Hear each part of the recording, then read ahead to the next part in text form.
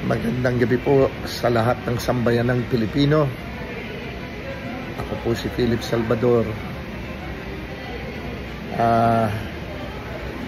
Kaarawan po ngayon ng ama ng ating bansa,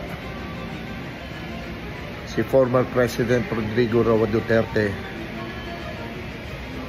na ang tawag ng lahat ng Pilipino ay Tatay Digong. Kaarawan niya po ngayon, pero ngayon lamang po nangyari ito, nawala siya sa ating bansa. Maski ho hindi naman nagse-celebrate ng kanyang kaarawan si Tatay Digong natin, pero sanay siyang nasa Davao, nasa kanyang mga mahal sa buhay, sa kanyang mga anak, mga apo. Hindi po nagse-celebrate si Tatay Digong ng engranding selebrasyon. Ang gusto lamang niya ay tahimik. Ang gusto lamang niya, kasama niya ang kanyang pamilya. Lahat po tayo, hindi lang sa Pilipinas,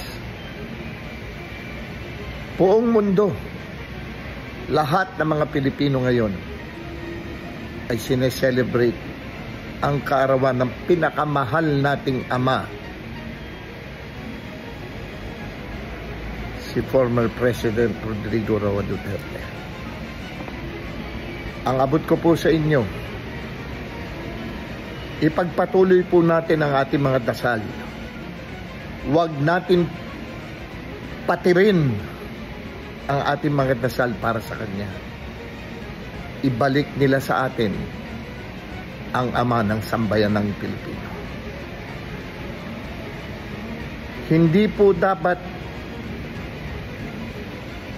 po dapat banyaga ang lumiti sa Kanya. Mali po lahat na nangyari. Wala pong due process na nangyari. Ibalik nila ang ating ama dito sa ating bansa. Ibalik nila sa atin si Tatay Digong. Kung kailangan siyang litisin, haharapin niya naman lahat ng pag-aakusa sa kanya. Pero dapat sa Pilipinas, dahil siya'y Pilipino. Dapat sa harapan ng Filipino judge, hindi mga banyaga. Mga kababayan, kagaya po ng aking sinabi, huwag natin itigil ang ating pagdarasal para kay former President Rodrigo Roa Duterte, ang ama ng sambayanang Pilipino, si Tatay Digong. Lahat tayo bumabati sa Kanya. Maligayang kaarawan, Tatay Digong.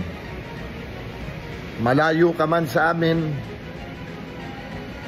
ang puso ng sambayanang Pilipino ay nasa sa iyo.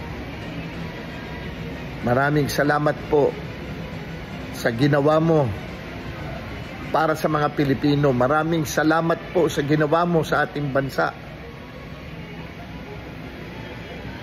You are the best president we ever had.